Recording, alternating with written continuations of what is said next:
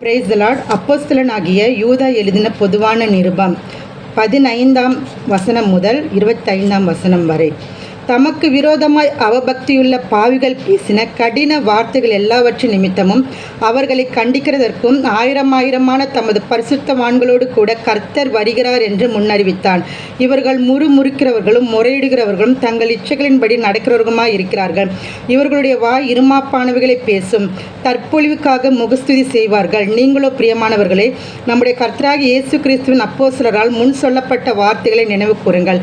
கடைசி காலத்திலே தங்கள் துன்மார்க்க இச்சைகளின்படி நடக்கிற பரியாசக்காரர் தோன்றுவார்கள் என்று உங்களுக்கு சொன்னார்களே.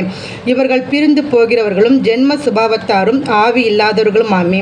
நீங்களோ பிரியமானவர்களே, உங்கள் மகா பரிசுத்தமான விசுவாசத்தின் மேல் உங்களை உறுதிப்படுத்திக் கொண்டு பரிசுத்த ஆவிக்குள் ஜெபம் பண்ணி தேவனுடைய அன்பினாலே உங்களை காத்து கொண்டு நித்திய ஜீவனுக்கு ஏதுவாக நம்முடைய கர்த்தராகிய இயேசு கிறிஸ்துவினுடைய இரக்கத்தை பெற காத்திருங்கள்.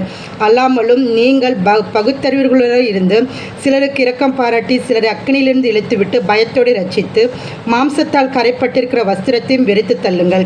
வலுவாதபடி உங்களை காக்கவும் தமது மகிமையுள்ள சன்னிதானத்திலே மிகுந்த மகிழ்ச்சியோடு உங்களை மாசற்றவர்களாய் நிறுத்தவும் வல்லமையுள்ளவரும் தாம் ஒருவரே ஞானமுள்ளவரும் ஆகிய நம்முடைய இரட்சகரான தேவனுக்கும் கனமும் மகத்துவமும் வல்லமையும் அதிகாரமும் இப்பொழுதும் எப்பொழுதும் உண்டாவதாக.